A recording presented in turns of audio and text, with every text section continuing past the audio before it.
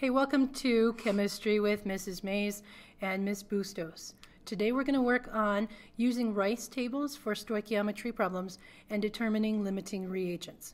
And I think you're going to like it because it's going to go faster. So R.I.C.E tables are a common tool that chemists use to keep their math organized. Sometimes when you work a problem, you have numbers all over the place. So here's what R.I.C.E is all about. It's not an Asian thing. It's about having a reaction that is balanced, writing out your initial conditions before the reaction starts, describing the change, like the reactants get used up and products get produced. Crazy, right? And at the end, what do we have left? That's what a R.I.C.E table is for. So let me show you how it works. You ready? Ready. Let's do it. All right, so here's a reaction for the combustion of ethene. If we have 17.5 grams of ethene that is combusted, that means we've burned it. We want to know what volume of carbon dioxide will be formed. So we'll start out by writing the initial conditions. So initially we have 17.5 grams of ethene, and I don't know how much oxygen because it doesn't say, but usually at the start of a reaction, you don't have any products. So unless they tell us otherwise, we're going to put zeros there. Sounds good. Okay. Now from grams, we can't do a whole lot, but from moles, we can go anywhere we want to. So let's turn our grams into moles. What's our molar mass for C2H4? And then 4 hydrogens, 28. 28. And now we need a calculator. We're going to do 17.5 divided by 28. Okay, 0.625. That's a good number. So we have 0.625 moles of ethene to start with, and some number of moles of oxygen, but nothing of the products because the reaction hasn't started yet. Now let's describe the change. Since this is a balanced equation, I know that I'm going to lose some of my ethene, and I don't know how much, so I'm going to call it X. Because that's what we do in math when we don't know the number. Get them in letters. Yes. Okay, so for every 1 mole of ethene, I'm going to lose 3 moles of oxygen. That's what that coefficient means. So if I lose X here, I lose 3 times that amount over here. That also means that as products form, I'm going to get 2X here because this coefficient is 2. That means 2 moles are formed for every 1 mole of ethene. And the same is true for water. That will be 2X. Notice the signs that we use?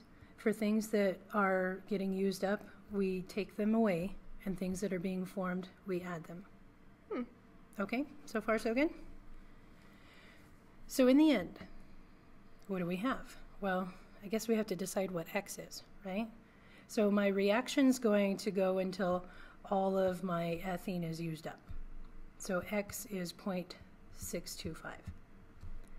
So in the end, I don't have any ethene left, but I have used 0.625 moles. How many moles of oxygen did we use? If X is 0.625, then I'd have to triple that, right? Be 3 times. Yes. So since you've got my back with the calculator, how much is that going to be? Oh, minus 1.875. I put my dot too soon. 1.875 you said. Yep. Okay. Moles. And those are the moles of oxygen that we used. Now we can talk about how much CO2 is formed, because X is still 0.625, and we need 2X for carbon dioxide. So 1.25 moles. And the same for water, right? 2 times X. So 2 times 0.625 is 1.25 still, just like it was before. And that's how much water we form. Hey, look, a combustion reaction. We made carbon dioxide and water. I hope everybody remembers that still. Yeah. All right, so now I know all of the moles of everything, but our question asks for volume of carbon dioxide. So let's turn our moles into liters. So we formed 1.25 moles of CO2. The question, though, is what's the volume? So I will take my moles and turn them into liters just like we did in our last unit. Okay, so at STP, of course, 1 mole takes up 22.4 liters. And 0.25 times 22.4. what'd you get? 28. 28 liters of carbon dioxide is formed. Okay, but look at the other information that we already know now. Mm-hmm. We now know how much oxygen was used, and we know how much water was produced. So we did one problem, and we ended up getting all kinds of information out of it from one rice table. It's convenient. Yeah. So I wanted to try another one to show you how we can do a limiting reagent problem in the same way. And instead of having 4 separate calculations for a limiting reagent problem, just do one. we're going to do one rice table.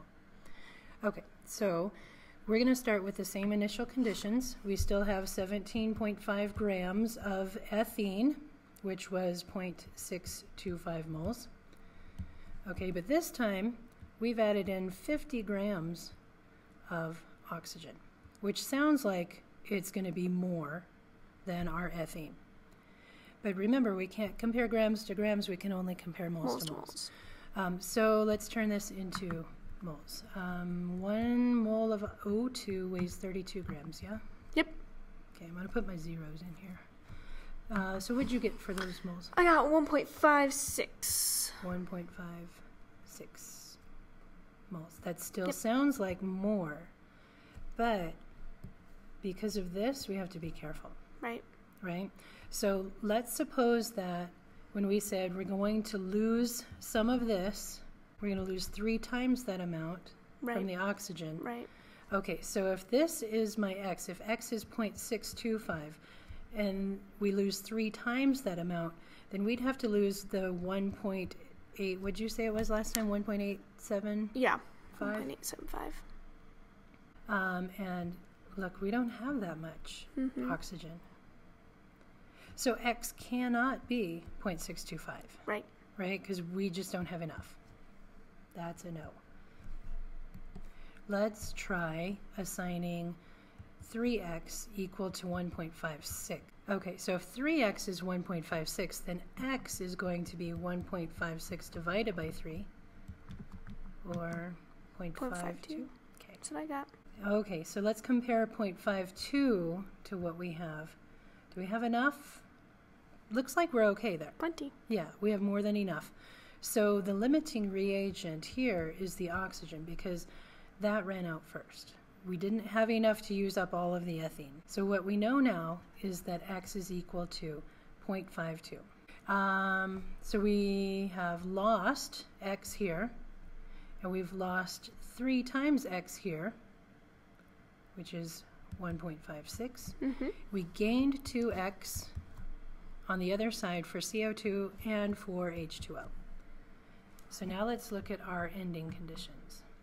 1.04. Okay, so what we end up with then is some leftover ethene, right? We started with 0.625. We used up 0.52. I didn't line those up very well. What's left? 0.105. Okay. That seems right. And we don't have any oxygen left because we used up all 1.56 moles. And we have 2 times 0.52 moles produced. 1.04.